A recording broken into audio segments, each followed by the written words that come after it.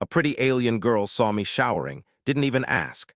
And barged in, Marcus Hale had learned many things during his years as a systems engineer for humanity's first deep space outreach program. He had learned that alien air could smell like copper and rain at the same time. He had learned that gravity settings were never quite what the brochure promised. And he had learned that when an alien species told you they had prepared comfortable living accommodations, it was best to ask many follow-up questions. The research habitat floated in silence at the edge of a pale blue nebula, its smooth curves and transparent walls glowing softly from within. To the aliens who built it, the station was a symbol of openness and trust. To Marcus, it still felt like living inside a glass bottle. He was the only human aboard, sent as a technical liaison while larger diplomatic talks happened light years away. His job was simple: maintain shared systems, observe, and report. He had expected strange food, strange customs, and strange conversations. What he had not expected was how closely he would be observed at every moment. The aliens, who called themselves the Lethari, did not seem to understand the idea of being alone. They moved freely through one another's spaces, speaking calmly, never whispering, never hiding expressions or intentions. Their language was spoken aloud, but much of their meaning came from subtle color changes along the smooth skin of their faces and necks. Marcus tried to be polite. He smiled, nodded, and followed protocol. But by the third day, the constant presence began to weigh on him. Even rest was difficult. His quarters had walls that dimmed but never fully blocked light. Shapes passed outside at all hours, and occasionally a Lethari researcher would pause to observe him sleeping, recording notes on a floating tablet before moving on. When Marcus finally requested time for personal hygiene, the Lethari seemed pleased. "Self-maintenance rituals are important," said Lyra, the xenologist assigned to study human behavior. Her voice was calm and musical, her large, dark eyes filled with professional interest. "We will observe to better understand." "No," Marcus said quickly, "you won't." Lyra tilted her head, the skin along her cheek shifting to a curious shade of green. "Observation increases understanding. So does not observing," Marcus replied. "This is private." The word private caused a brief pause. Lyra's tablet flickered as she searched for a translation match. "Undefined concept," she said. Marcus sighed. "Just give me the room, I'll tell you when I'm done." After a moment of quiet discussion among themselves, the Lethari agreed. Marcus was guided to the sanitation unit, a sleek chamber with softly glowing walls and a floor that adjusted temperature automatically. There were no doors in the human sense, but the entryway dimmed when he stepped inside. Marcus allowed himself to relax for the first time in hours. Warm water flowed over him in gentle streams, washing away recycled air and stress. He closed his eyes, breathing slowly, pretending, just for a few minutes, that he was back on Earth. The illusion lasted less than a minute. A soft hum sounded behind him, followed by the light shifting. Marcus opened his eyes and turned just in time to see Lyra step into the room, her tablet already active. "What are you doing?" Marcus shouted, instinctively stepping back. Lyra froze, her skin flashed bright yellow, a color Marcus had learned meant surprise. "You did not signal completion." "I didn't signal entry either," Marcus said. "Get out." Her eyes widened, and the colors along her face shifted rapidly as she tried to process his reaction. "This chamber was listed as functional, not restricted." "It's restricted to me while I'm using it," Marcus snapped. "This is basic human decency." Lyra backed away slowly, clearly unsettled. "Your voice amplitude has increased, emotional distress detected." "No kidding," Marcus muttered. She exited the chamber and the light returned to its previous level. Marcus shut off the water, his hands shaking slightly. He wasn't angry because she had seen him. He was angry because she hadn't understood why it mattered. Later that cycle, Marcus was summoned to a meeting chamber. Several Lethari elders floated on curved platforms, their attention fully focused on him. Lyra stood to one side, her posture rigid. "You experienced discomfort," said one of the elders. "Explain." Marcus took a breath. He chose his words carefully. "Humans need privacy. It's not optional. It's part of how we think, rest, and feel safe." The elders' colors shifted in thoughtful patterns. "We do not hide ourselves. Transparency prevents conflict." "Maybe for you," Marcus said. "For us, privacy prevents overload. We separate parts of our lives so we can function." Lyra looked at him with new intensity. "You conceal to survive?" Yes, Marcus said simply. We choose when to be seen. Silence filled the chamber. Data scrolled across their displays as the Lethari processed this idea. Finally, one elder spoke again. This difference was underestimated. Marcus crossed his arms. You're studying us like an experiment, but you don't understand the environment we evolved in. Earth is loud. Crowded, dangerous, privacy is how we stay sane. Lyra stepped forward. Your reaction was strong, yet controlled. You did not harm or threaten. That's called restraint, Marcus said. Another thing privacy helps with. The meeting ended without resolution, but changes began almost immediately.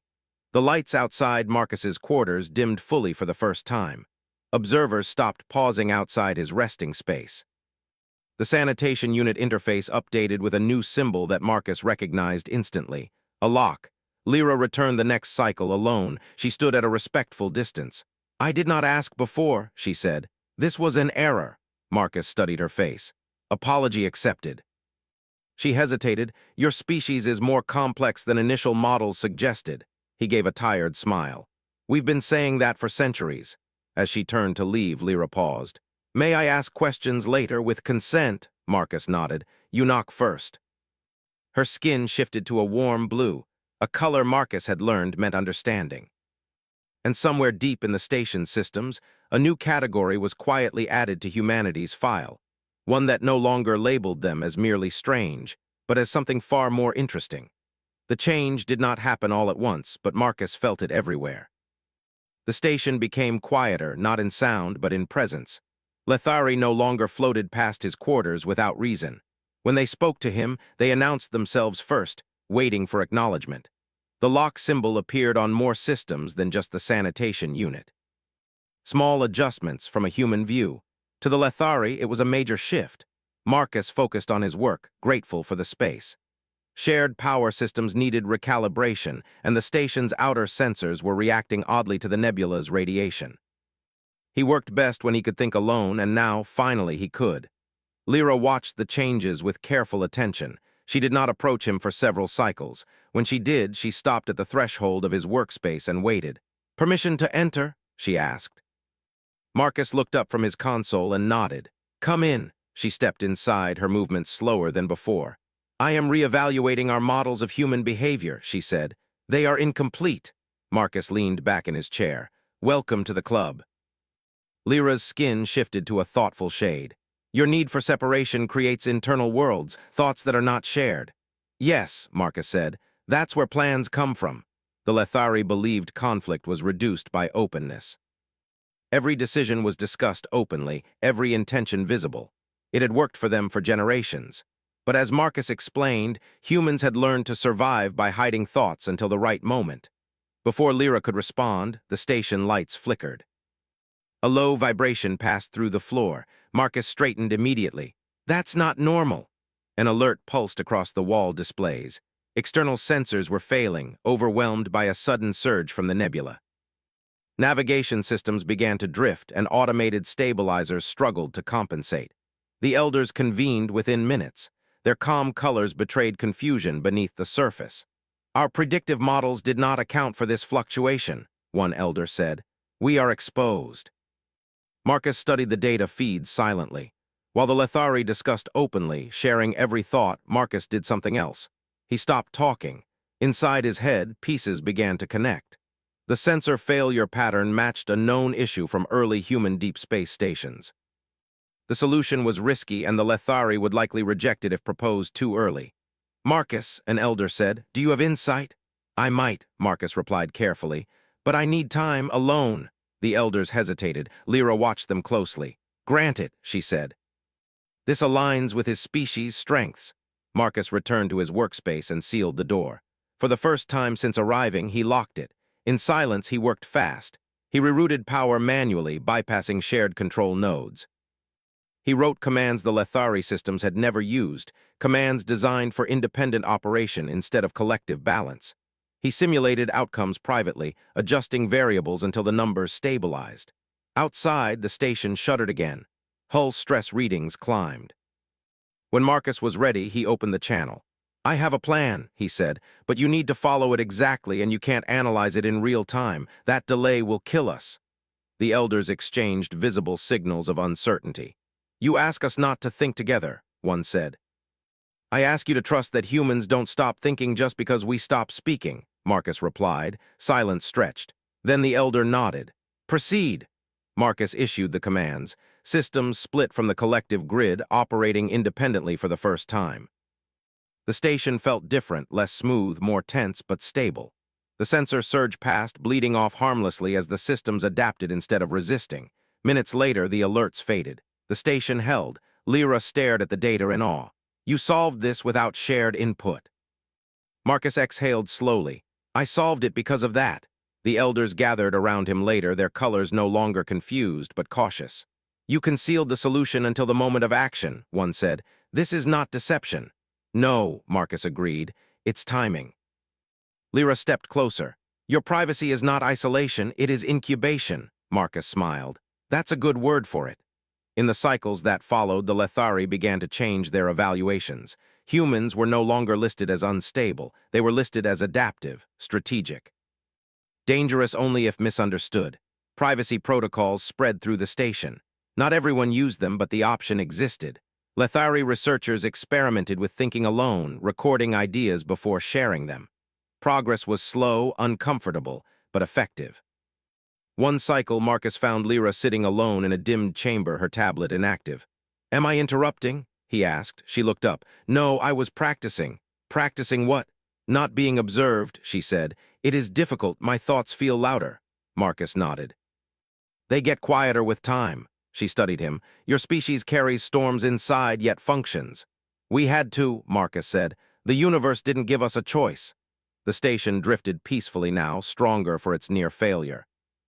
Messages were sent back to Lethari space and eventually to Earth. Humanity's report was brief but clear. They had been understood. As Marcus prepared for his eventual departure, Lyra escorted him to the observation deck. The nebula glowed softly beyond the glass. "When your people return," she said, "we will knock." Marcus laughed quietly. "That's a good start." The galaxy had learned something new from humans, not about strength or weapons or speed, but about the power of a closed door, a silent thought, and choosing when to be seen. Marcus Hale thought the hardest part of deep space would be danger. He was wrong. The hardest part was being remembered. The Lethari station no longer treated him as a strange guest. He had become a reference point, a case study, a turning mark in their records. Wherever he went, systems behaved differently, doors paused before opening. Lights adjusted based on occupancy. Silence existed where none had before. Privacy had changed the station, and that change was still spreading. Marcus noticed it most in small moments. Two Lethari researchers standing quietly apart instead of floating together. A meeting that began with a pause, not speech. A single individual choosing to think before sharing. The elders did not stop transparency entirely. Their culture was too deeply rooted for that. But now, transparency was a choice, not a rule. That made all the difference. Lyra became Marcus's closest point of contact, though both of them were careful with the word friend. She still studied him, but the way she studied had changed. She asked before observing. She waited for answers instead of pulling data. Sometimes she sat in silence with him, not recording anything at all. That silence unsettled her more than any crisis. One cycle, while Marcus was recalibrating the station's long-range sensors, a message arrived from Lethari space. It was not urgent, but it was heavy. A neighboring species had made contact. The neighboring species did not value transparency. They valued control. The elders gathered, their calm patterns tight and uneasy. The new species, the Varkesh, communicated with layered signals and delayed intent. They concealed meaning. They masked goals, they spoke politely and acted aggressively. The Lethari did not know how to respond. "They hide even from themselves," one elder said. "We cannot predict them." Marcus listened quietly. The room was full of shared thought, overlapping concerns, open fear. The Lethari were trying to solve the problem the only way they knew how, together immediately and completely. It was not working. Lyra looked at Marcus. "You recognize this behavior?" Marcus nodded slowly. "Yes, we've dealt with it before." "You mean conflict," she said. "I mean people who don't show their hand until it's too late," Marcus replied. The elders turned their attention to him. "You are asking us to engage with concealment," one said. "I'm asking you to understand it," Marcus corrected. "There's a difference." The Varkesh proposal was simple on the surface. Shared territory, shared research, mutual benefit. But the fine structure of the message showed pressure points, timelines that favored only one side, and vague consequences if cooperation was delayed. Marcus saw it clearly. "They're testing you," he said. "They want to see how fast you answer, how much you reveal, how easily you adjust." The elders shifted uncomfortably. "Our way is openness." "And that's exactly what they'll use," Marcus said. "Against you." Silence followed, not forced silence. Chosen silence. This time the Lethari waited. Lyra spoke first. "What would humans do?" Marcus thought for a long moment. "We wouldn't lie," he said, "but we wouldn't tell everything either. We'd slow down, ask questions, leave space." "Space feels like risk," an elder said. "So does moving too fast," Marcus replied.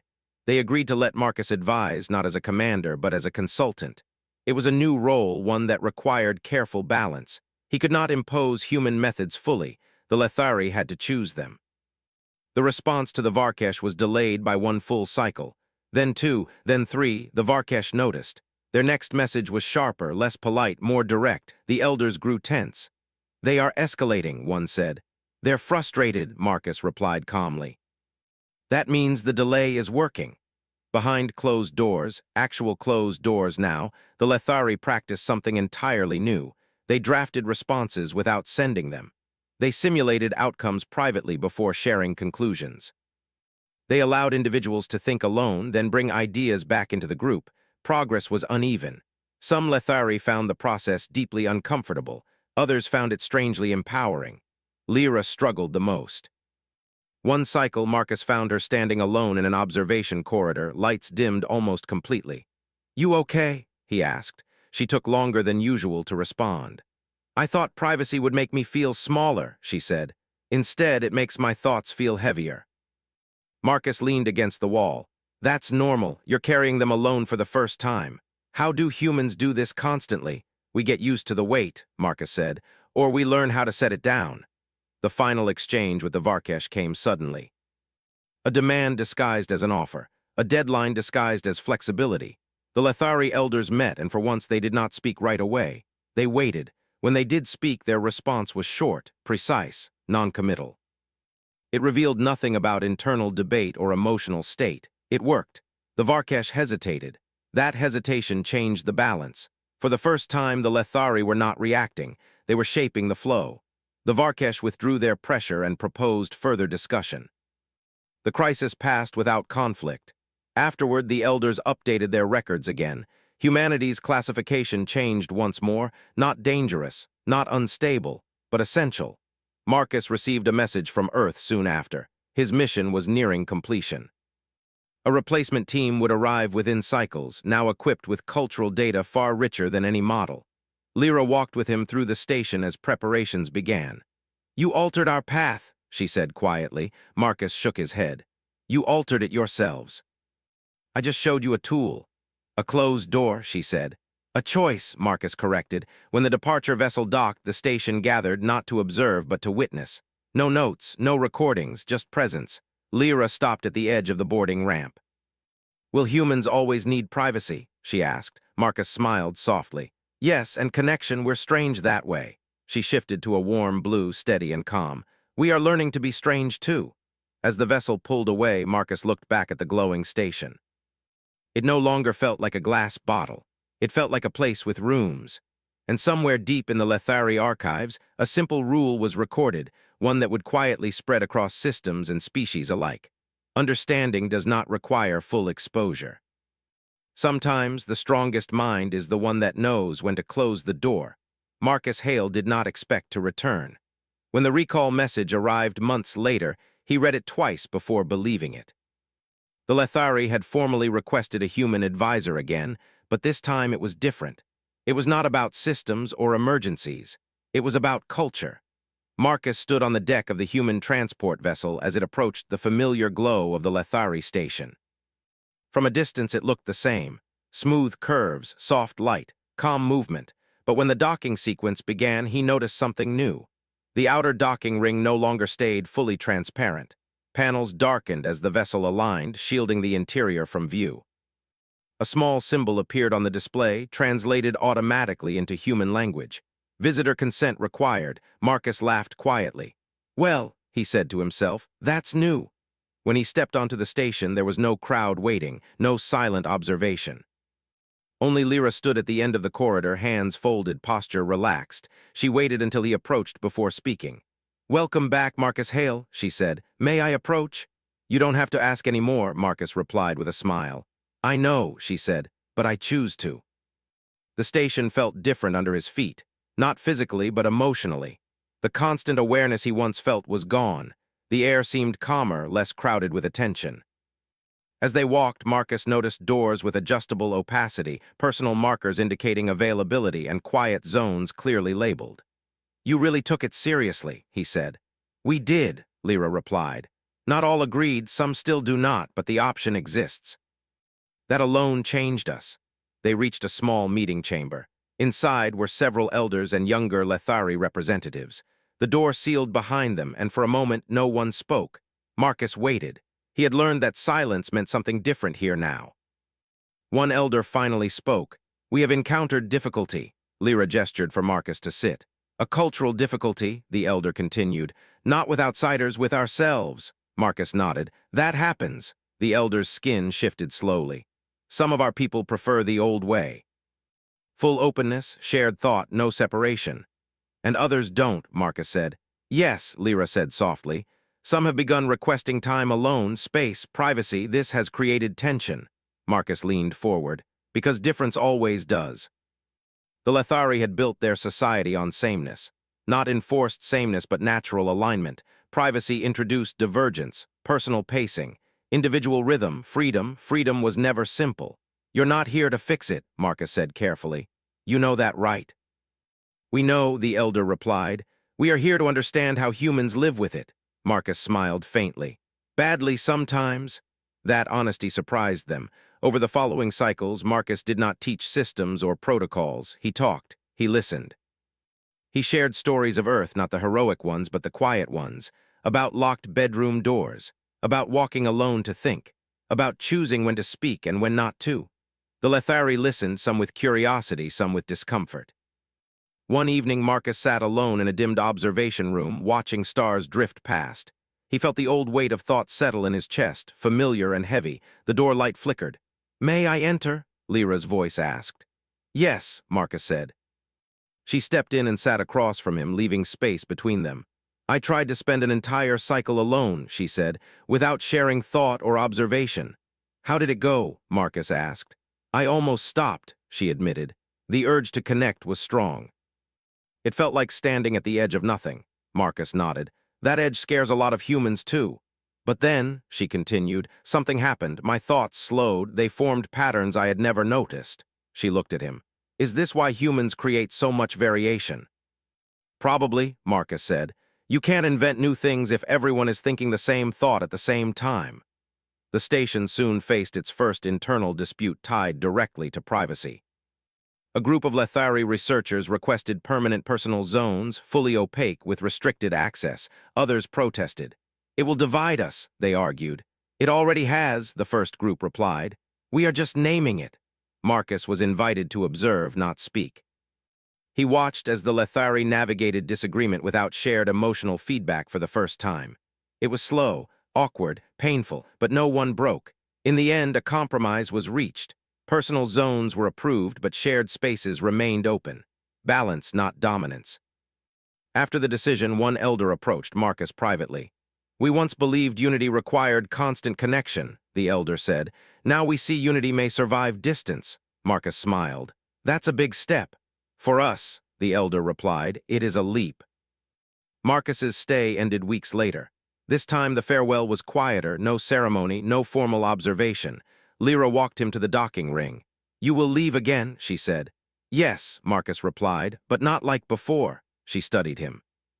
"Humans leave pieces of themselves behind," Marcus chuckled. "Usually unintentionally." She shifted to a calm blue. "We will keep this piece carefully." As the vessel pulled away, Marcus watched the station recede. Panels dimmed, lights adjusted. The structure looked less like a single mind and more like many coexisting. Back on Earth, reports would be filed, cultural models updated, diplomatic language refined. But Marcus knew the real change would not appear in charts or data. It would appear in small moments across the galaxy. A pause before speaking, a door gently closed, a thought held back until ready. Humanity had not conquered anything, they had shared a flaw. And in doing so, they had helped another species learn how to be alone without being lonely. Somewhere far behind Marcus, on a quiet station near a pale blue nebula, Lyra sat in a dim room by herself, not recording, not observing, just thinking. And for the first time in her life, she smiled in private,